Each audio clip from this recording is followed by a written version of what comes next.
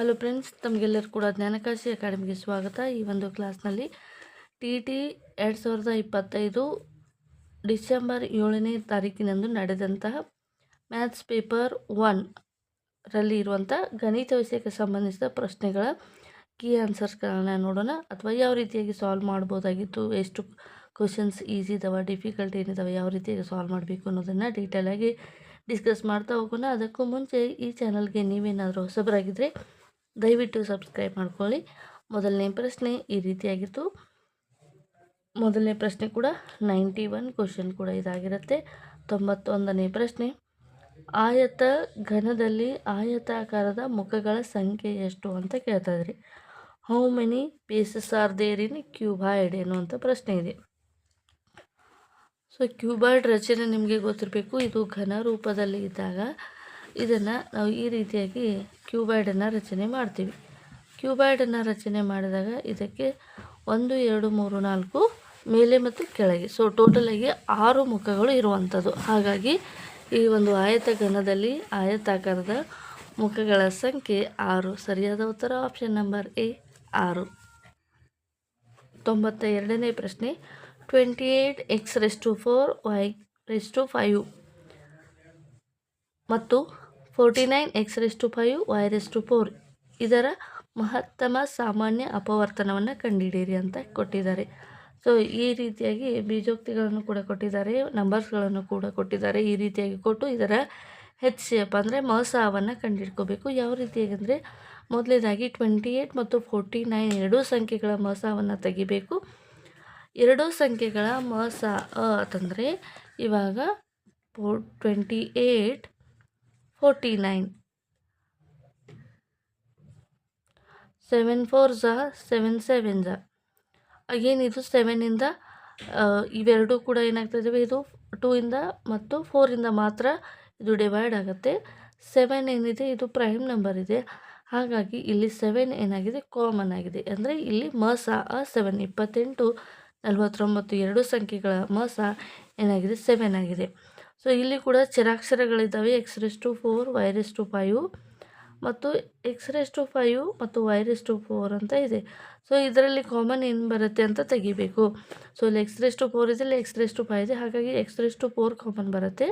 ಇಲ್ಲಿ y5 ಇದೆ, y4 ಇದೆ, ಹಾಗಾಗಿ y4 ಕಾಮನ್ ಬರುತ್ತೆ. ಹಾಗಾದರೆ ಉಳಿದಿರುವಂಥದ್ದೇನು y ಇಂಟು x ಈ ರೀತಿಯಾಗಿ ಕಾಮನ್ ಉಳಿಯುತ್ತೆ. ಸೊ ಇದು ಏನಾಗುತ್ತೆ ಮಸ ಆಗಿರುತ್ತೆ.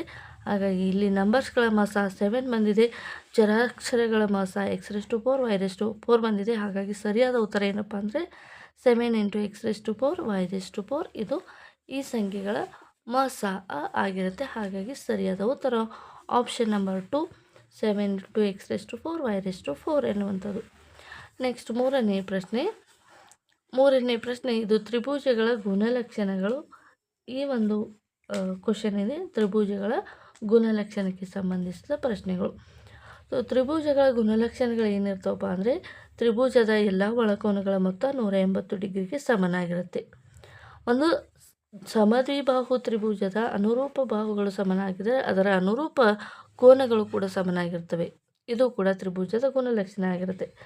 ಸೊ ಈ ರೀತಿಯಾಗಿರುವಂಥ ಎಲ್ಲ ತ್ರಿಭುಜಗಳು ಅಂದರೆ ಲಂಬಕೋನ ಆಗಿರ್ಬೋದು, ವಿಶಾಲ ಕೋನ ಅಥವಾ ಲಘು ಕೋನ ಅಥವಾ ಸಮದ್ವಿಬಾಹು ಆಗಿರ್ಬೋದು ಅಥವಾ ಸಮಬಾಹು ಆಗಿರ್ಬೋದು, ಎಲ್ಲ ತ್ರಿಭುಜಗಳ ಕಾಮನ್ ಆಗಿರುವಂಥ ಲಕ್ಷಣಗಳನ್ನು ನೀವು ತಿಳ್ಕೊಬೇಕಾಗುತ್ತೆ. ಅದೇ ರೀತಿಯಾಗಿ ತ್ರಿಭುಜದ ಮಾತ್ರ ಅಲ್ಲ, ಚತುರ್ಭುಜ ಮತ್ತು ಪ್ಯಾರಲೋಗ್ರಾಮ್, ಸಮಬಾಹು ತ್ರಿಭುಜ, ಸಮಾಂತರ ಚತುರ್ಭುಜ, ಈ ರೀತಿಯಾಗಿ ಬೇರೆ ಬೇರೆ ಆಕೃತಿಗಳ ಗುಣಲಕ್ಷಣಗಳನ್ನು ನೀವು ತಿಳ್ಕೋಬೇಕು. ಆ ಗುಣಲಕ್ಷಣಗಳ ಆಧಾರದ ಮೇಲೆ ಹೇಳಿಕೆಗಳನ್ನು ಈ ರೀತಿಯಾಗಿ ಕೊಡುವಂಥದ್ದು. ಹಾಗಾಗಿ ಸರಿಯಾದ ಉತ್ತರ ಏನಿದೆ ಅಂತ ನೋಡ್ತಾ ಹೋಗೋಣ.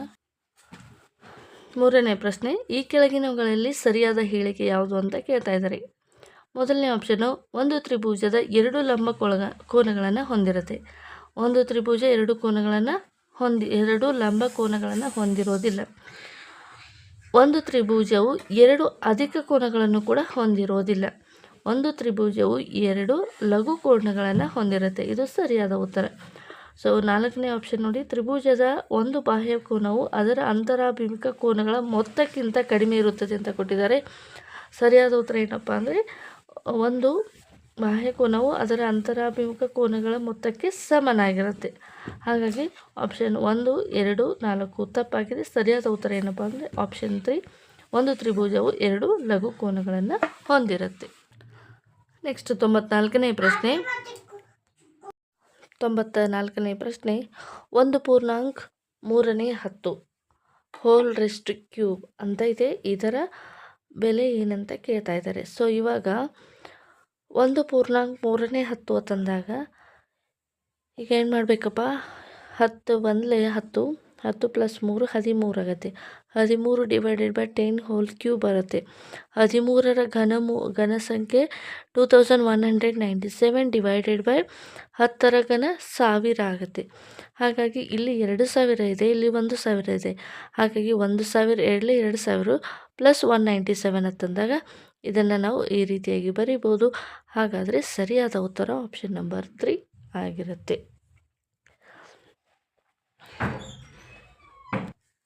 95ನೇ ಪ್ರಶ್ನೆ, ಈ ಕೆಳಗಿನಗಳಲ್ಲಿ ಒಂದು ರೇಖಾತ್ಮಕ ಸಮೀಕರಣ. ಈ ಕೆಳಗಿನ ಆಪ್ಷನ್ನಲ್ಲಿ ಯಾವುದು ರೇಖಾತ್ಮಕ ಸಮೀಕರಣ ಅಂತ ಕೇಳ್ತಾ ಇದ್ದಾರೆ. ಸೊ ಮೊದಲನೇ ಆಪ್ಷನನ್ನು ನೋಡಿ, ಇದು ಒಂದು ವರ್ಗ ಸಮೀಕರಣ ಇದೆ. ಇದು ಕೂಡ ಏನಾಗ್ತಾ ಇದೆ ಅಂದರೆ ಇದು ರೇಖಾತ್ಮಕ ಸಮೀಕರಣ ಇದೆ. ಇದು ಕೂಡ ವರ್ಗ ಸಮೀಕರಣ ಆಗುತ್ತೆ. 4 ಇಂಟು ಇದು +x ಇದೆ, ಇದು ಈ ಕಡೆ ಬಂದಾಗ -x ಆಗುತ್ತೆ. ಹಾಗಾಗಿ 4x - x ಅಂದಾಗ ಇದು ಮಲ್ಟಿಪ್ಲಿಕೇಶನ್ ಮಾಡಿದಾಗ 4x × x ಅಂದಾಗ 4x² ಆಗುತ್ತೆ. ಹಾಗಾಗಿ ಇದು ವರ್ಗ ಸಮೀಕರಣ ರೂಪದಲ್ಲಿ ಬರುತ್ತೆ. ಇದು ಕೂಡ ವರ್ಗ ಸಮೀಕರಣ ರೂಪ ಅಲ್ಲ, ಇದು ಒಂದು ವೇರಿಯೇಬಲು, ಒಂದು ನಂಬರ್ ಇರುತ್ತೆ. ಹಾಗಾಗಿ ಇದು ಕೂಡ ಬರೋದಿಲ್ಲ. ಹಾಗಾಗಿ 2x - 3 = 5x + 6 ಅಂತ ಇದೆ. ಇದನ್ನು ನಾವು ರೇಖಾತ್ಮಕ ಸಮೀಕರಣವಾಗಿ ಬರೀಬಹುದು. ಹಾಗಾಗಿ ಆಪ್ಷನ್ ನಂಬರ್ 2 ಸರಿಯಾಗಿದೆ. 96ನೇ ಪ್ರಶ್ನೆ, 150 ಅದಕ್ಕೆ ಸಮೀಪದ ಪೂರ್ಣ ವರ್ಗ ಸಂಖ್ಯೆಯ ನಡುವಿನ ವ್ಯತ್ಯಾಸ ಅಂತ ಕೇಳ್ತಾ ಇದ್ದಾರೆ. ಸೊ ಇವಾಗ 150 ಅದರ ಆಜುಬಾಜು ಇರುವಂಥ ವರ್ಗ ಸಂಖ್ಯೆಗಳನ್ನು ಬರ್ಕೋಬೇಕು. ಆ ವರ್ಗ ಸಂಖ್ಯೆಗಳು ಯಾವಪ್ಪ ಅಂದರೆ, ಈಗ 11ರ ವರ್ಗ ಸಂಖ್ಯೆ ಎಷ್ಟಾಗುತ್ತೆ, 121 ಆಗುತ್ತೆ. 12ರ ವರ್ಗ ಸಂಖ್ಯೆ 144 ಆಗುತ್ತೆ. 13ರ ವರ್ಗ ಸಂಖ್ಯೆ 169 ಆಗುತ್ತೆ. 69 ಅಂದರೆ ತುಂಬ ದೊಡ್ಡದಾಗುತ್ತೆ. 150ಕ್ಕೆ ಸಮನಾಗಿರುವ ಸಮೀಪ ಆಗಿರುವಂಥ ವರ್ಗ ಸಂಖ್ಯೆ 155. 155ಕ್ಕೆ ಎಷ್ಟನ್ನು ಕೂಡಿಸಿದ್ರೆ 150 ಆಗುತ್ತೆ. 144 6 ಕೂಡಿಸಿದರೆ 150 ಆಗುತ್ತೆ. ಹಾಗಾಗಿ ಸರಿಯಾದ ಉತ್ತರ ಆಪ್ಷನ್ ನಂಬರ್ 4 6 ಸರಿಯಾದ ಉತ್ತರ. 97ನೇ ಪ್ರಶ್ನೆ, ಒಂದು ವೃತ್ತಕ್ಕೆ ಒಂದು ಬಾಹ್ಯ ಬಿಂದುವಿನಿಂದ ಎಳೆಯಬಹುದಾದ ಗರಿಷ್ಠ ಸ್ಪರ್ಶಕಗಳ ಸಂಖ್ಯೆ ಎಷ್ಟು ಅಂದರೆ ಆಪ್ಷನ್ 3 2. ಯಾವುದೇ ಒಂದು ವೃತ್ತಕ್ಕೆ ಒಂದು ಬಾಹ್ಯ ಬಿಂದುವಿನಿಂದ ನಾವು ಎಳೆಯಬಹುದಾದ ಒಟ್ಟು ಸ್ಪರ್ಶಕಗಳ ಸಂಖ್ಯೆ, ಇದು ಒಂದು ವೃತ್ತ ಅಂತ ಕನ್ಸಿಡರ್ ಮಾಡಿದಾಗ ಇದು ಬಾಹ್ಯ ಬಿಂದು. ಈ ಬಾಹ್ಯ ಬಿಂದುವಿನಿಂದ ಈ ಮೇಲ್ಗಡೆ ಒಂದು, ಕೆಳಗಡೆ ಒಂದು, 2 ಸ್ಪರ್ಶಕಗಳನ್ನು ನಾವು ರಚನೆಯನ್ನು ಮಾಡ್ಬೋದು.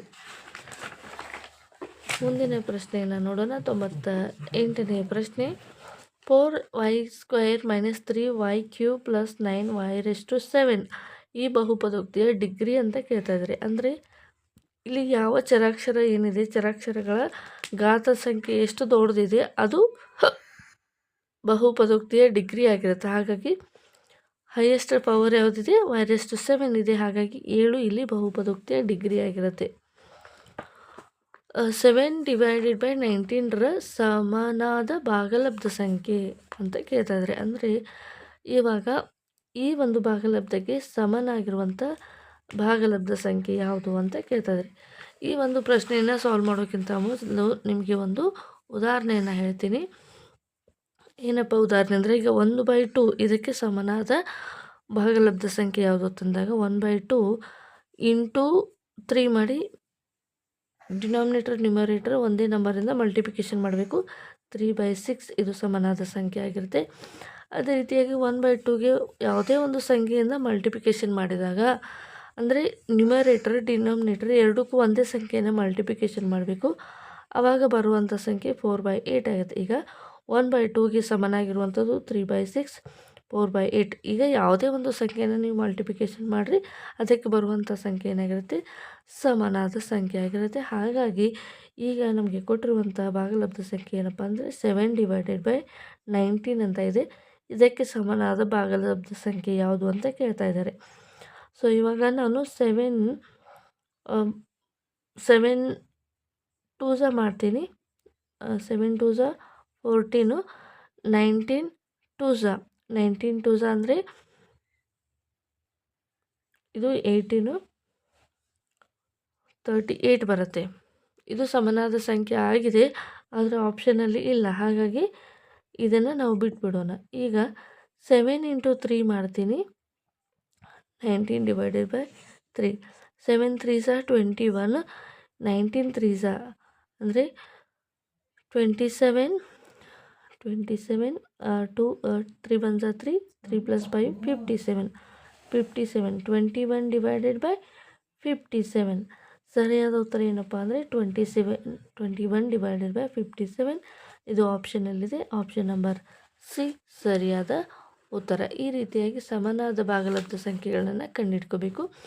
ಸಮನಾದ ಲಬ್ಧ ಸಂಖ್ಯೆಗಳನ್ನು ಕಂಡುಹಿಡ್ಕೋಬೇಕಾದ್ರೆ ಯಾವುದೇ ಒಂದು ನಂಬರನ್ನು ತೆಗೆದುಕೊಂಡು ನ್ಯೂಮರೇಟರ್, ಡಿನಾಮಿನೇಟರ್, ಅಂಶ ಮತ್ತು ಛೇದಕ್ಕೆ ಒಂದೇ ಸಂಖ್ಯೆಯಿಂದ ಗುಣಿಸಿದಾಗ ನಮಗೆ ಸಮನಾದ ಭಾಗಲಬ್ಧ ಸಂಖ್ಯೆ ಸಿಗುತ್ತದೆ. ಹಾಗಾಗಿ ಆಪ್ಷನ್ ನಂಬರ್ 3 ಸರಿಯಾದ ಉತ್ತರ. 100ನೇ ಪ್ರಶ್ನೆ. -3 × -6 -2 -1ರ ಬೆಲೆ ಎಷ್ಟಂತ ಕೇಳ್ತಾ ಇದ್ದಾರೆ. ಸೊ ಇವಾಗ ಮೈನಸ್ ಪ್ಲಸ್ ಆಗುತ್ತೆ, ಇಲ್ಲಿ ಕೂಡ ಮೈನಸ್ ಪ್ಲಸ್ ಆಗುತ್ತೆ. ಹಾಗಾಗಿ 6 3 18, 6 3 18, 18 2 36. ಆಪ್ಷನ್ 2 36 ಸರಿಯಾದ ಉತ್ತರ. ಸೊ ಇಲ್ಲಿ -36 ಕೂಡ ಕೊಟ್ಟಿದ್ದಾರೆ, +36 ಅಂತ ಕೂಡ ಕೊಟ್ಟಿದ್ದಾರೆ. ಈಗ ಯಾವ ಸಂಖ್ಯೆ ಬರುತ್ತೆ ಅಂತ ನೀವು ನೋಡಿದಾಗ ಇಲ್ಲಿ 4 ನಂಬರ್ಸ್ಗಳೇನಿದಾವೆ ಮೈನಸಲ್ಲಿದ್ದಾವೆ. Minus into minus plus, minus into minus plus, plus into plus plus ಬರುತ್ತೆ. ಹಾಗಾಗಿ ಸರಿಯಾದ ಉತ್ತರ ಆಪ್ಷನ್ ನಂಬರ್ 236. 101ನೇ ಪ್ರಶ್ನೆ. 2, -5 ಬಿಂದು ಕಾರ್ಟೀಸಿಯನ್ ಸಮತಲದಲ್ಲಿ ಯಾವ ಚತುರ್ಥಕದಲ್ಲಿ ಬರುತ್ತದೆ? ಸೊ ನೀವು ಕಾರ್ಟೀಸಿಯನ್ ಸಮತಲವನ್ನು ಗಮನಿಸಿದಾಗ ಈಗ ಕಾರ್ಟೀಸಿಯನ್ ಸಮತಲ 4 ಭಾಗಗಳಾಗಿ ವಿಭಾಗವನ್ನು ಮಾಡ್ತೀವಿ. ಕಾರ್ಟೀಸಿಯನ್ ಸಮತಲ ಈ ರೀತಿಯಾಗಿ ಕಾರ್ಟೀಸಿಯನನ್ನು 4 ಭಾಗಗಳಾಗಿ ಮಾಡ್ತೀವಿ. ಇದು ಒರಿಜಿನ್ ಅಂತಾದರೆ ಈ ಥರ ಬಲಗಡೆಗೆ ಬರುವಂಥ ಎಲ್ಲ ಸಂಖ್ಯೆಗಳು ಪಾಸಿಟಿವ್ ಆಗಿರುತ್ತವೆ. ಒರಿಜಿನಿಂದ ಮೇಲ್ಗಡೆ ಹೋಗುವಂಥ ಎಲ್ಲ ಸಂಖ್ಯೆಗಳು ಪಾಸಿಟಿವ್ ಆಗಿರುತ್ತೆ. ಲೆಫ್ಟ್ ಸೈಡ್ಗೆ ಹೋಗುವಂಥ ಎಲ್ಲ ಸಂಖ್ಯೆಗಳು ಮೈನಸ್ಸು, ಡೌನ್ ಸೈಡ್ ಬರುವಂಥ ಎಲ್ಲ ಸಂಖ್ಯೆಗಳು ಮೈನಸ್ ಆಗಿರುತ್ತೆ. ಇದು ಮೊದಲನೇ ಚತುರ್ಥಕ ಅಂತ ಕರಿತೀವಿ. ಇದಕ್ಕೆ 2ನೇ ಚತುರ್ಥಕ, ಇದು 3ನೇ ಚತುರ್ಥಕ, ಇದು 4ನೇ ಚತುರ್ಥಕ.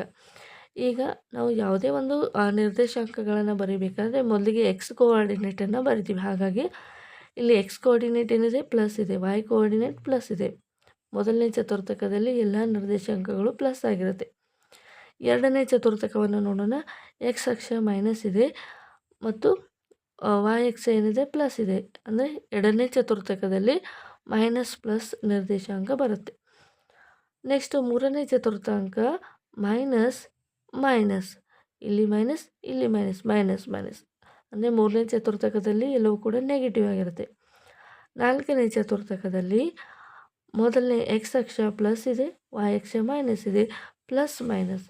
ಈ ಒಂದು ಪ್ರಶ್ನೆಯಲ್ಲಿ ನಮಗೆ ಆಪ್ಷನ್ ಏನು ಕೊಟ್ಟಿದ್ದಾರೆ ನೋಡಿ, ಆಪ್ಷನ್ 2 -5 ಅಂತ ಇದೆ. ಹಾಗಾಗಿ ಇದು ಚತುರ್ಥಕ 4ರಲ್ಲಿ ಬರುತ್ತದೆ. ಅಂದರೆ ಮೊದಲನೇ ಸಂಖ್ಯೆ ಪ್ಲಸ್ ಇದೆ, 2ನೇ ಸಂಖ್ಯೆ ಮೈನಸ್ ಇದೆ, 4ನೇ ಚತುರ್ಥಕ ಪ್ಲಸ್ ಮೈನಸ್ ಇದೆ. ಹಾಗಾಗಿ 4ನೇ ಚತುರ್ಥಕದಲ್ಲಿ ಈ 2 ಬಿಂದುಗಳು ಬರುತ್ತವೆ. 102ನೇ ಪ್ರಶ್ನೆ. ಚಿತ್ರದಲ್ಲಿ AGH 50 ಆಗಿದೆ. ಆ್ಯಂಗಲ್ AGH 50 ಡಿಗ್ರಿ ಆಗಿದೆ. ABಗೆ ಸಮಾನಾಂತರವಾಗಿ CD ಆಗಿದ್ದರೆ ಆ್ಯಂಗಲ್ DHFನ ಅಳತೆಯನ್ನು ಕಂಡುಹಿಡಿ. ಆ್ಯಂಗಲ್ DHFನ ಅಳತೆಯನ್ನು ಕಂಡುಹಿಡಿಯಿರಿ ಅಂತ ಇದೆ. ಈ ರೀತಿಯಾದ ಪ್ರಶ್ನೆಗಳನ್ನು ಯಾವ ರೀತಿಯಾಗಿ ಸಾಲ್ವ್ ಮಾಡಬೇಕು ಅಂತ ನೋಡೋದಾದರೆ, ಮೊದಲನೇದಾಗಿ ಈಗ ನಮಗೆ ಕೋನಗಳಿಗೆ ಸಂಬಂಧಿಸಿದ ಕೆಲವೊಂದಿಷ್ಟು ಟರ್ಮ್ಸ್ಗಳು ಗೊತ್ತಿರಬೇಕು. ಯಾವ ಟರ್ಮ್ಸ್ ಅಪ್ಪ ಅಂದರೆ, ಯಾವಾಗಲೂ ಅನುರೂಪ ಕೋನಗಳು ಸಮನಾಗಿರ್ತವೆ,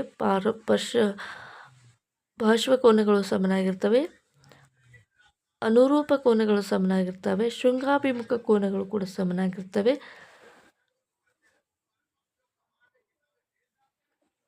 ಶೃಂಗಾಭಿಮುಖ ಕೋನಗಳಂದರೆ ಈ ಕೋನ ಈ ರೀತಿಯಾಗಿರೋದಕ್ಕೆ ಶೃಂಗಾಭಿಮುಖ ಕೋನ ಅಂತ ಕರಿತೀವಿ. ಈಗ ಇದು ಒಂದು ಸರಳ ರೇಖೆ ಆದರೆ ಇದರ ಮೇಲೆ ನಿಂತಿರುವಂಥ ಇನ್ನೊಂದು ರೇಖೆ, ಈ ಎರಡು ಕೋನಗಳು ಏನಾಗಿರ್ತವಪ್ಪ ಸರಳ ಯುಗ್ಮಗಳಾಗಿರ್ತವೆ. ಹಾಗಾಗಿ ಇದು 50 ಅಂತಾದರೆ ಸರಳ ಯುಗ್ಮ ಅಂತಂದರೆ ಲೀನಿಯರ್ ಪೇರ್ ಯಾವಾಗಲೂ 180 ಡಿಗ್ರಿಗೆ ಸಮನಾಗಿರ್ತದೆ. ಇದು 50 ಡಿಗ್ರಿ ಆದರೆ ಇದು ಎಷ್ಟಾಗುತ್ತೆ?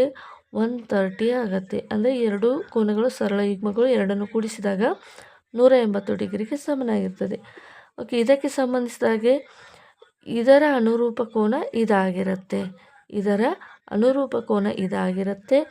ಇದು 130 ಡಿಗ್ರಿ ಆದರೆ ಇದರ ಶೃಂಗಾಭಿಮುಖ ಕೋನ ಕೂಡ 130 ಡಿಗ್ರಿ ಇರುತ್ತೆ.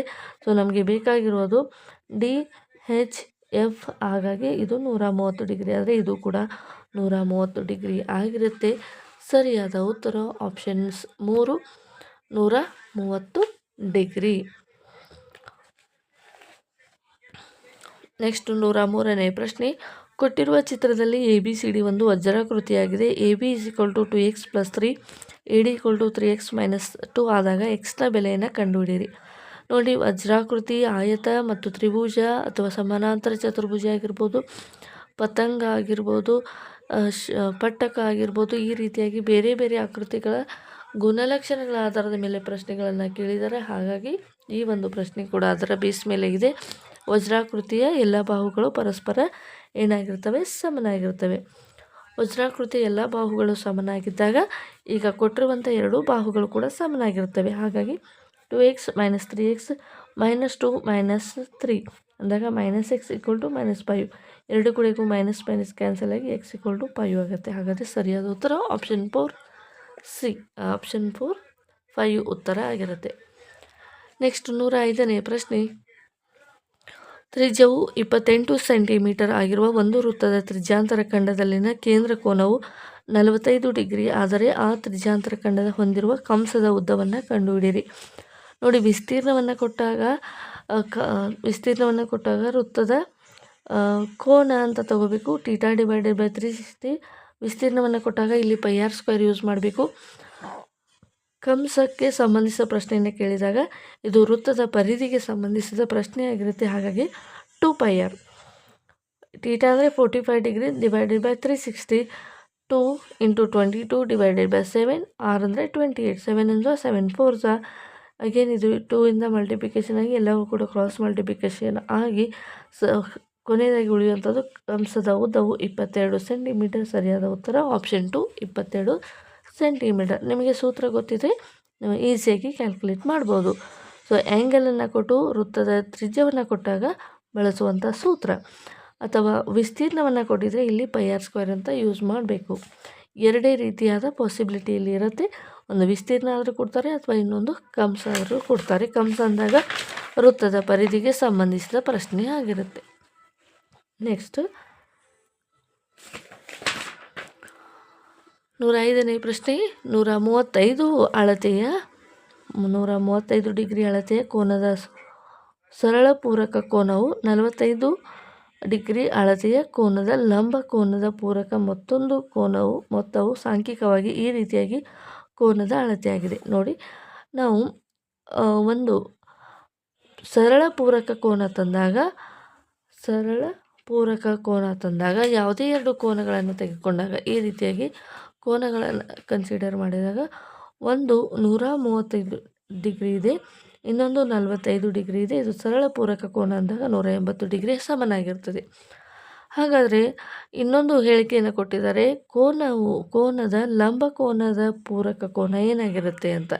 ಇದು ಲಂಬ ಕೋನ 90 ಡಿಗ್ರಿ ಆದರೆ ಇದರ ಪೂರಕ ಕೋನ ಆಗಬೇಕಾದ್ರೆ 180 ಡಿಗ್ರಿ. 180 - 90 ಮಾಡಿ ಇದು ಕೂಡ 90 ಡಿಗ್ರಿ ಆಗಿರುತ್ತೆ. ಹಾಗಾಗಿ ಇದು ಒಂದು ಲಂಬ ಕೋನ ಆಗಿರುತ್ತೆ. ಇದು ಕೂಡ ಏನಾಗಿರುತ್ತೆ? ಒಂದು ಲಂಬ ಕೋನ ಆಗಿರುತ್ತೆ.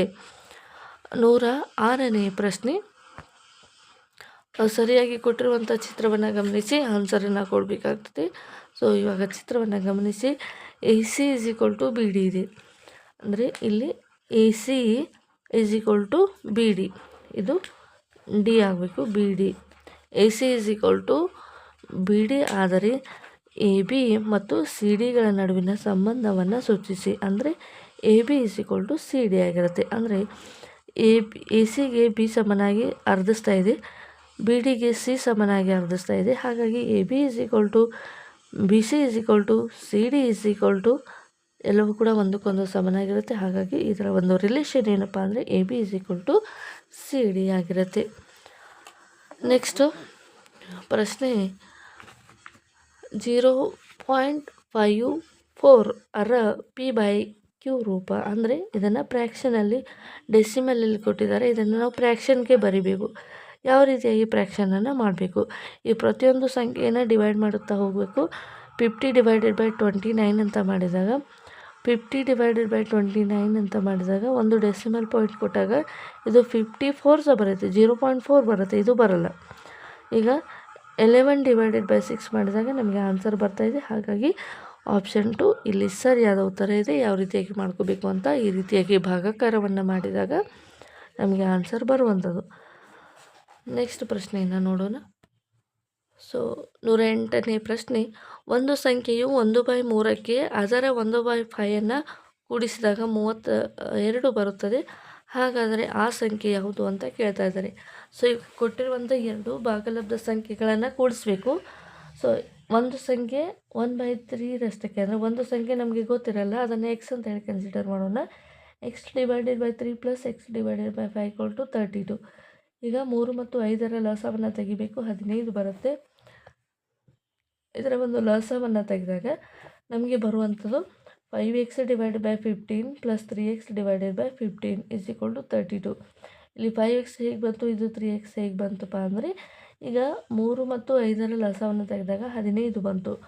3 ಎಷ್ಟಲೇ 15, 3 5ಲೇ ಅಂದರೆ 3 ಎಷ್ಟಲೇ 15 ಬರುತ್ತೆ, 3 5ಲೇ 15 ಬಂದಾಗ ಇದರ ಒಂದು ಅಂಶಕ್ಕೆ ನಾವು 5ರಿಂದ ಗುಣಿಸಬೇಕು. 5 ಎಷ್ಟಲೇ 15, 5 3ಲೇ 15, ಹಾಗಾಗಿ 5x ದಿಸ್ ಇಸ್ 3x. ಎರಡು ಥರ ಲಸವನ್ನು ತೆಗೆದಾಗ 15 ಬರುತ್ತೆ ಈಕ್ವಲ್ಸ್ ಟು 32. ಸೊ ಈಗ ಎರಡೂ ಕೂಡ ಎರಡೂ ಕೂಡ ಸಮಾನ ಭಿನ್ನರಾಶಿ ಆಗಿರೋದ್ರಿಂದ ನಾವು ಈಸಿಯಾಗಿ ಕ್ಯಾಲ್ಕುಲೇಟ್ ಮಾಡ್ಬೋದು, ಕೂಡಿಸ್ಬೋದು. 5x ಪ್ಲಸ್ 3x 8x ಬರುತ್ತೆ ಡಿವೈಡೆಡ್ ಬೈ 15. 32 ಇಂಟು 15 ಅಂದಾಗ 480 ಬರುತ್ತೆ. X equal to 480 divided by 60 ಮಾಡಿದಾಗ ನಮಗೆ 60 ಬರುತ್ತೆ ಆನ್ಸರ್. ಎಕ್ಸ್ ಈಕ್ವಲ್ ಟು 60 ಅಂತ ಆನ್ಸರ್ ಬರುತ್ತೆ. 109ನೇ ಪ್ರಶ್ನೆ, 21 ಸೆಂಟಿಮೀಟರ್ ತ್ರಿಜ್ಯವಿರುವ ಅರ್ಧಗೋಳದ ವಕ್ರ ಮೇಲ್ಮೈ ವಿಸ್ತೀರ್ಣವನ್ನು ಸೂತ್ರ ಉಪಯೋಗಿಸಿ ಕಂಡುಹಿಡಿಯಿರಿ ಅಂತ ಇದೆ. ಸೊ ಇದರ ಒಂದು ಸರಿಯಾದ ಉತ್ತರ ಏನಪ್ಪ ಅಂದರೆ ಇಲ್ಲಿ ನಮಗೆ ಅರ್ಧಗೋಳದ ವಿಸ್ತೀರ್ಣ ಬೇಕಾಗಿದೆ. ಸೊ ಇವಾಗ ಒಂದು ಗೋಳ ಅಂದರೆ ಈ ರೀತಿಯಾಗಿ ಇರುತ್ತೆ, ಅರ್ಧಗೋಳ ಅಂದರೆ ಅದು ಈ ರೀತಿಯಾಗಿರುತ್ತೆ. ಅಂದರೆ ಪೂರ್ಣಗೋಳದ ವಿಸ್ತೀರ್ಣ ಅಂದರೆ ಅದು 4πr² ಅಂತ ಸೂತ್ರ ಬರುತ್ತೆ. ಪೂರ್ಣಗೋಳದ ವಿಸ್ತೀರ್ಣ 4πr². ನಮಗೆ ಇಲ್ಲಿ ಅರ್ಧಗೋಳದ ಕೇಳಿದ್ದಾರೆ, ಹಾಗಾಗಿ ಅರ್ಧಗೋಳದ ಪೂರ್ಣ ಮೇಲ್ಮೈ ವಿಸ್ತೀರ್ಣ 2πr² ಬರುತ್ತೆ. ಓಕೆ, ಇಲ್ಲಿ ಅರ್ಧಗೋಳ ತಂದಾಗ ಪ್ಲಸ್ ಇದು ವೃತ್ತದ ವಿಸ್ತೀರ್ಣವನ್ನು ಕೂಡಿಸಬೇಕಾಗತ್ತೆ. ಆದರೆ ನಮಗೆ ಇಲ್ಲಿ ಏನು ಕೊಟ್ಟಿದ್ದಾರೆ, ಅರ್ಧಗೋಳ ಮಾತ್ರ ಕೊಟ್ಟಿದ್ದಾರೆ, ಹಾಗಾಗಿ 2πr². ಸೊ ವಿಸ್ತೀರ್ಣ ಎಷ್ಟು ಕೊಟ್ಟಿದ್ದಾರೆ, ರೇಡಿಯಸ್ಸು 21 ಕೊಟ್ಟಿದ್ದಾರೆ. ಈ ಸೂತ್ರದಲ್ಲಿ ಕೊಟ್ಟಿರುವಂಥ ರೇಡಿಯಸನ್ನು ಅಪ್ಲೈ ಮಾಡಿದಾಗ ನಮಗೆ 2772 cm² ಎನ್ನುವಂಥ ವಿಸ್ತೀರ್ಣ ಸಿಗುತ್ತೆ. ಹಾಗಾಗಿ ಈ ಒಂದು ಆಪ್ಷನ್ ನಂಬರ್ ಎ ಇಲ್ಲಿ ಸರಿಯಾದ ಉತ್ತರ ಆಗಿರುತ್ತೆ. ನೆಕ್ಸ್ಟ್ 110ನೇ ಪ್ರಶ್ನೆ, ಚಿತ್ರದಲ್ಲಿ angle A B D 125, angle A C E ಎನ್ನುವಂಥದ್ದು 130 ಡಿಗ್ರಿ ಆದರೆ ಆ್ಯಂಗಲ್ ಎ ನ ಅಳತೆಯನ್ನು ಕಂಡುಹಿಡಿಯಿರಿ. ನೋಡಿ, ಲೀನಿಯರ್ ಪೇರ್ ಅಥವಾ ಸರಳ ಯುಗ್ಮದ ಒಂದು ಕಾನ್ಸೆಪ್ಟ್ ಇಲ್ಲಿ ಬರುತ್ತೆ. ಸೊ ಇವಾಗ ಎ ಬಿ ಡಿ ಮತ್ತು ಎ ಬಿ ಸಿಗಳು ಎರಡು ಸರಳ ಯುಗ್ಮಗಳಾದರೆ ಈ ಎರಡು ಕೋನಗಳ ಮೊತ್ತ 180 ಡಿಗ್ರಿಗೆ ಸಮನಾಗಿರ್ತದೆ. ಹಾಗಾಗಿ 180 ಮೈನಸ್ 125 ಮಾಡಿದೆ, ಇದು 55 ಡಿಗ್ರಿ ಬರುತ್ತೆ. ಇದು 55 ಡಿಗ್ರಿ ಬಂತು. ಇದು ಎರಡು ಕೂಡ ಸರಳ ಯುಗ್ಮಗಳಾದರೆ ಇದು 130 ಆದರೆ ಇದು 50 ಡಿಗ್ರಿ ಇರುತ್ತೆ. ಓಕೆ, ಇದು 55 ಬಂತು, ಇದು 50 ಬಂತು. ಎ ಬಿ ಸಿ ಎನ್ನುವಂಥದ್ದು ಒಂದು ತ್ರಿಭುಜ ಆದರೆ ತ್ರಿಭುಜದ ಒಳಕೋನಗಳ ಮೊತ್ತ 180 ಡಿಗ್ರಿಗೆ ಸಮನಾಗಿರ್ತದೆ. ಹಾಗಾಗಿ 180 ಡಿಗ್ರಿ ಈ ಎರಡು ಕೋನವನ್ನು ಕೂಡಿಸಿದಾಗ ಎಷ್ಟಾಗುತ್ತೆ? 105 ಆಗುತ್ತೆ. ಹಾಗಾದರೆ ಇಲ್ಲಿ ಮೈನಸ್ ಮಾಡಿದಾಗ ನಮಗೆ ಉಳಿಯುವಂಥದ್ದು 75 ಡಿಗ್ರಿ. ಹಾಗಾಗಿ ಆಪ್ಷನ್ 4 ಸರಿಯಾದ ಉತ್ತರ 75 ಡಿಗ್ರಿ. ಅಂದರೆ ಇಲ್ಲಿ ಲೀನಿಯರ್ ಪೇರ್ ಅಂದರೆ ಸರಳ ಯುಗ್ಮದ ಕಾನ್ಸೆಪ್ಟ್ ಗೊತ್ತಿರಬೇಕು. ಈ ಒಂದು ವೃತ್ತಕ್ಕೆ ಸಂಬಂಧಿಸಿದ ಈ ಒಂದು ತ್ರಿಭುಜಕ್ಕೆ ಸಂಬಂಧಿಸಿದ ಕೋನಗಳ ಬಗ್ಗೆ ನಿಮಗೆ ಮಾಹಿತಿ ಇರಬೇಕು. ನೋಡ್ರಿ, ಈಗ 125 ಎನ್ನುವಂಥದ್ದು ಇದು ಬಾಹ್ಯ ಕೋನ ಆಗಿದೆ. 125 ಎನ್ನುವಂಥದ್ದು ಬಾಹ್ಯ ಕೋನ ಇದೆ. ತ್ರಿಭುಜದ ಬಾಹ್ಯ ಕೋನವು ಅದರ ಅಂತರಾಭಿಮುಖ ಎರಡು ಕೋನಗಳ ಮೊತ್ತಕ್ಕೆ ಸಮನಾಗಿರುತ್ತೆ. 50 + 75 ಮಾಡಿ 125 ಬರುತ್ತೆ. ಈ ರೀತಿಯಾಗಿ ತ್ರಿಭುಜಕ್ಕೆ ಸಂಬಂಧಿಸಿದ ಕಾನ್ಸೆಪ್ಟ್ ಮೇಲೆ ಪ್ರಶ್ನೆಗಳನ್ನು ಕೇಳ್ಬೋದು. ನೆಕ್ಸ್ಟ್ ಇಲ್ಲಿ ಏನು ಕೇಳಿದಾರಪ್ಪ ಅಂದರೆ 111ನೇ ಪ್ರಶ್ನೆ ಸಂಭವನೀಯತೆ ಪ್ರಶ್ನೆಯನ್ನು ಕೇಳಿದ್ದಾರೆ. 4 ಕೆಂಪು ಪೆನ್ನುಗಳನ್ನು 5 ಕಪ್ಪು ಪೆನ್ನುಗಳಿರುವ ಒಂದು ಚೀಲದಿಂದ ಯಾದೃಚ್ಛಿಕವಾಗಿ ಒಂದು ಪೆನ್ನನ್ನು ಹೊರತೆಗೆಯಲಾಗಿದೆ. ಆ ಪೆನ್ನು ಕೆಂಪು ಪೆನ್ನು ಆಗುವ ಅಂತ ಕೇಳಿಲ್ಲ, ಆಗದಿರುವ ಸಂಭವನೀಯತೆ ಎಷ್ಟು ಅಂತ ಇದೆ. ಸೊ ಇವಾಗ ಕೆಂಪು ಪೆನ್ನು ಅಲ್ಲ ಅಂತಂದರೆ ಕಪ್ಪು ಪೆನ್ನನ್ನು ಇಲ್ಲಿ ಕನ್ಸಿಡರ್ ಮಾಡಬೇಕು. ಕಪ್ಪು ಪೆನ್ನು ಅಂತ ಕನ್ಸಿಡರ್ ಮಾಡಿದಾಗ ಅದು 5 ಬರುತ್ತೆ. 5 ಕಪ್ಪು ಪೆನ್ನು. ಕೆಂಪು ಪೆನ್ನು ಆಗಿರಬಾರ್ದು ಅಂತ ಇದೆ. ಕೆಂಪು 4 ಪೆನ್ನುಗಳನ್ನು ಬಿಡೋಣ, ಉಳಿದಂಥವು 5 ಕಪ್ಪು ಪೆನ್ನು. ನಿಮ್ಮ ಒಂದು ಅಂಶದಲ್ಲಿ 5ಅನ್ನು ಬರೀರಿ. ಟೋಟಲ್ ಎಷ್ಟು ಪೆನ್ನುಗಳಿರ್ತವೆ? 5 + 4 9. ಸರಿಯಾದ ಉತ್ತರ ಆಪ್ಷನ್ ನಂಬರ್ 1 5 / 9. 112ನೇ ಪ್ರಶ್ನೆ ಒಂದು ಘನಾಕೃತಿಯ ಮುಖಗಳ ಸಂಖ್ಯೆ ಮತ್ತು ಆ ಅಂಚುಗಳ ಸಂಖ್ಯೆ ಕ್ರಮವಾಗಿ 6 ಮತ್ತು 12 ಆಗಿವೆ. ಈ ಘನಾಕೃತಿಯ ಶೃಂಗಗಳ ಸಂಖ್ಯೆ ಎಷ್ಟು ಅಂತ ಕೇಳ್ತಾ ಇದ್ದಾರೆ. ಸೊ ಸರಿಯಾಗಿ ಇದಕ್ಕೆ ಒಂದು ಸೂತ್ರ ಇದೆ. ಬೇಸ್ ಇಂಟು ಎಡ್ಜಸ್ ಬೇಸ್ ಎಷ್ಟು ಮುಖಗಳಿದ್ದಾವೆ? 6, 12 ಘನಾಕೃತಿಯ ಒಟ್ಟು ಶೃಂಗಗಳನ್ನು ಕೇಳ್ತಾ ಇದ್ದಾರೆ. ಒಟ್ಟು ಶೃಂಗಗಳ ತಂದಾಗ ಇದರ ಒಂದು ಫಾರ್ಮುಲಾವನ್ನು ನಾವು ನೋಡಿದಾಗ, ಸೊ ಇಲ್ಲಿ ಒಂದು ಸೂತ್ರ ಇದೆ. F + V = E + 2 ಅಂತ. Number of bases, number of vertices, number of edges +2. ಇವಾಗ ಮುಖಗಳ ಸಂಖ್ಯೆಯನ್ನು ಕೊಟ್ಟಿದ್ದಾರೆ 6, ವರ್ಟೈಸಸ್ಗಳನ್ನು ಕೊಟ್ಟಿದ್ದಾರೆ 12, ಎಡ್ಜಸ್ಗಳನ್ನು ಕಂಡುಹಿಡ್ಕೋಬೇಕು. ಇದು +2 ಇದೆ, ಈ ಕಡೆ ಬಂದಾಗ ಮೈನಸ್ ಆಗುತ್ತೆ. ಸೊ ಇವಾಗ ಎರಡನ್ನು ಕೂಡಿಸೋಣ. ಎರಡನ್ನು ಕೂಡಿಸಿದಾಗ 18 ಬರುತ್ತೆ. 18 ಇಲ್ಲಿ ಎಡ್ಜಸ್ಸನ್ನು ಕೊಟ್ಟಿದ್ದಾರೆ, ಇಲ್ಲಿ ನಾವು ವರ್ಟೈಸಸ್ಸನ್ನು ಕಂಡುಹಿಡಿಬೇಕಾಗಿದೆ. ಸೊ ಇವಾಗ ಎರಡನ್ನು ಕೂಡಿಸಿ ಎಷ್ಟು ಬರುತ್ತೆ? 14. 14 - 6 ಮಾಡಿ. 14 - 6 ಅಂದಾಗ 8. Number of vertices are 8. ಸರಿಯಾದ ಉತ್ತರ ಆಪ್ಷನ್ ನಂಬರ್ 1. ನೆಕ್ಸ್ಟ್ 113ನೇ ಪ್ರಶ್ನೆ ಈ ರೀತಿಯಾಗಿದೆ. 4 ಸೆಂಟಿಮೀಟರ್ ಉದ್ದದ ಬಾಹುವಿನ ಒಂದು ಸಮಬಾಹು ತ್ರಿಭುಜವನ್ನು ತಂತಿಯ ತುಂಡುಗಳನ್ನು ಬಳಸಿ ತಯಾರಿಸಲಾಗಿದೆ. ತಂತಿಯನ್ನು ನೇರಗೊಳಿಸಿ ಅದನ್ನು ಚೌಕಾಕಾರಕ್ಕೆ ಬದಲಿಸಿದಾಗ ಚೌಕದ ಬಾಹುವಿನ ಉದ್ದ ಎಷ್ಟು ಅಂತ ಇದೆ. ಸೊ ಇವಾಗ ಸಮಬಾಹು ತ್ರಿಭುಜ ತಂದಾಗ ಇದು ಒಂದು ಸಮಬಾಹು ತ್ರಿಭುಜ, ಇದು ಒಂದು ಚೌಕ. ಓಕೆ, ಈಗ ಸಮಬಾಹು ತ್ರಿಭುಜದ ವಿಸ್ತೀರ್ಣ 3 ಆಗಿದೆ.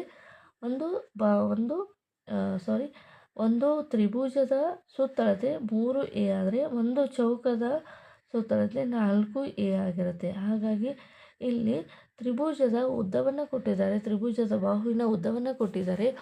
ಹಾಗಾಗಿ 3 × 4 = 12 ಆದರೆ ಇದು 4 ಅಂದರೆ ಈಗ ಏನು ಕಂಡುಹಿಡಬೇಕಾಗಿದೆ? ಇದು 4. ಈಗ 12 / 4 ಮಾಡಿದ್ರೆ a = 3 ಸೆಂಟಿಮೀಟರ್. ಸರಿಯಾದ ಉತ್ತರ ಆಪ್ಷನ್ ನಂಬರ್ 4 3 ಸೆಂಟಿಮೀಟರ್ ಸರಿಯಾದ ಉತ್ತರ. 114ನೇ ಪ್ರಶ್ನೆ ತ್ರಿಭುಜ ABCಯಲ್ಲಿ ಕೋನ C ಲಂಬಕೋನವಾಗಿದೆ. AC 5 ಸೆಂಟಿಮೀಟರ್ ಆದರೆ BC 12 ಸೆಂಟಿಮೀಟರ್ ಆದರೆ ತ್ರಿಭುಜ ABCಯ ಸುತ್ತಳತೆಯನ್ನು ಕಂಡುಹಿಡಿಯಿರಿ. ಈಗ AC ಕೊಟ್ಟಿದ್ದಾರೆ, BC ಕೊಟ್ಟಿದ್ದಾರೆ. ಈಗ ನಾವು ABಯನ್ನು ಕಂಡುಹಿಡ್ಕೋಬೇಕು. ಕಂಡುಹಿಡಿದು 3 ಬಾಹುಗಳ ಮೊತ್ತವನ್ನು ಕೂಡಿಸಿದಾಗ ಇದರ ಸುತ್ತಳತೆ ಸಿಗುತ್ತೆ, ಅದು 30 ಸೆಂಟಿಮೀಟರ್. ಸರಿಯಾದ ಉತ್ತರ ಆಪ್ಷನ್ ನಂಬರ್ 4 ಆಗಿರುತ್ತೆ. ಈ ರೀತಿಯಾಗಿ ನಾವು ಕಂಡುಹಿಡ್ಕೋಬೇಕು. ಪೈಥಾಗೊರಸ್ ಪ್ರಮೇಯನ ಯೂಸ್ ಮಾಡಿ ಮೂರನೇ ಬಾಹುವಿನ ಉದ್ದವನ್ನು ಕಂಡುಹಿಡ್ಕೋಬೇಕು. 3 ಬಾಹುವನ್ನು ಕೂಡಿಸಿದಾಗ ಈ ಲಂಬಕೋನ ತ್ರಿಭುಜದ ಸುತ್ತಳತೆ ಎನ್ನುವಂಥದ್ದು ಸಿಗತ್ತೆ. ನೆಕ್ಸ್ಟ್ 115ನೇ ಪ್ರಶ್ನೆ. ಒಂದು ಸಂಖ್ಯೆಯು 4/5 ಅದೇ ಸಂಖ್ಯೆಯ 3/4 4 ಹೆಚ್ಚು ಆದರೆ ಆ ಸಂಖ್ಯೆಯು ಯಾವುದು? ಈಗ ಇದೊಂದು ಫ್ರ್ಯಾಕ್ಷನ್ ಇದೆ, ಇನ್ನೊಂದು ಫ್ರ್ಯಾಕ್ಷನ್ ಇದೆ. ಈ ಎರಡೂ ಫ್ರ್ಯಾಕ್ಷನ್ಗಳನ್ನು ಕಂಪ್ಯಾರಿಸನ್ ಮಾಡಿ ಈ ಒಂದು ಭಾಗಲಬ್ಧ ಸಂಖ್ಯೆಯು ಈ ಭಾಗಲಬ್ಧ ಸಂಖ್ಯೆಗಿಂತ 4 ಹೆಚ್ಚಾಗಿದೆ ಅಂದಾಗ ಇದು 4x / 5 3x / 4 ಇದು 4 ಬರುತ್ತೆ ಅಂದಾಗ ಪ್ಲಸ್ 4. ಈಗ ಈ ಎರಡು ಸಂಖ್ಯೆಗಳ ಲಸ 5 ಮತ್ತು 4 ಲಸವನ್ನು ತೆಗಿಬೇಕು.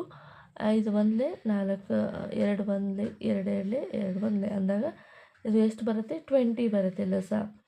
ಅಂತ 5 ಎಷ್ಟಲೇ 20, 5 4 20, ಇದು 4 5 20. ಹಾಗಾಗಿ 4 4 16x, 3 5 15x / 20 ಲಸ ಪ್ಲಸ್ 4. ಸೊ ಇವಾಗ ನೋಡಿ 16x = 15x + 80, 20 4 80. 16x - 15x = 80, x = 80. ಸರಿಯಾದ ಉತ್ತರ 80. ಸೊ ಇವಾಗ ಸರಿಯಾದ ಉತ್ತರ 3. ಸೊ ಉಳಿದ 5 ಪ್ರಶ್ನೆಗಳಿಂದ ಏನಿದಾವಪ್ಪ ಅಂದರೆ ಗಣಿತ ವಿಷಯಕ್ಕೆ ಸಂಬಂಧಿಸಿದ ಬೋಧನಾಶಾಸ್ತ್ರಕ್ಕೆ ಸಂಬಂಧಿಸಿದ ಪ್ರಶ್ನೆಗಳಿದ್ದಾವೆ. ಇದು ನ್ಯೂಮರಿಕಲ್ ಪ್ರಾಬ್ಲಮ್ಸ್ಗಳು ಈ ರೀತಿಯಾಗಿದ್ದವು. ಇದು TET 2025 ಪೇಪರ್ 1 ಗಣಿತ ಪ್ರಶ್ನೆ ಪತ್ರಿಕೆ ವಿಶ್ಲೇಷಣೆ ಈ ರೀತಿಯಾಗಿತ್ತು. ತುಂಬಾ ಸಿಂಪಲ್ ಕ್ವಶನ್ಸ್ಗಳಿದ್ದವು, ಈಸಿಯಾಗಿ ನೀವು ಸಾಲ್ವ್ ಮಾಡ್ಬೋದಾಗಿತ್ತು. ಯಾವ ರೀತಿಯಾಗಿ ಸಾಲ್ವ್ ಮಾಡ್ಕೊಂಡ್ರೆ ಎಷ್ಟು ಕ್ವಶನ್ಸ್ಗಳು ಸರಿಯಾಗಿದ್ದಾವೆ ಈ ಮೂಲಕ ನೀವು ತಿಳ್ಕೊಬೋದು. ಇಷ್ಟೊತ್ತು ಈ ಒಂದು ವಿಡಿಯೋನ ನೋಡಿದ್ದಕ್ಕೆ ಥ್ಯಾಂಕ್ ಯು ಸೋ ಮಚ್. ಇದೇ ಮೊದಲ ಬಾರಿಗೆ ನಮ್ಮ ಚಾನಲ್ನ ನೋಡ್ತಾ ಇದ್ದರೆ ದಯವಿಟ್ಟು ಸಬ್ಸ್ಕ್ರೈಬ್ ಮಾಡ್ಕೊಳ್ಳಿ. ಏಕೆಂದರೆ ಮುಂದೆ ಬರುವಂಥ GP ಸ್ಟಾರ್ ಎಕ್ಸಾಮಿನೇಷನ್ಗೆ ಸೈನ್ಸ್ ಮತ್ತು ಗಣಿತ ವಿಷಯಕ್ಕೆ ಸಂಬಂಧಿಸಿದ ಇಂಪಾರ್ಟೆಂಟ್ ಕ್ವಶನ್ಸ್ಗಳು ಚಾಪ್ಟರ್ ವೈಸನ್ನು ಡಿಸ್ಕಸ್ ಮಾಡ್ತಾ ಹೋಗೋಣ. ಇಷ್ಟೊತ್ತು ಈ ಒಂದು ವಿಡಿಯೋನ ನೋಡೋದಕ್ಕೆ ಥ್ಯಾಂಕ್ ಯು ಸೋ ಮಚ್.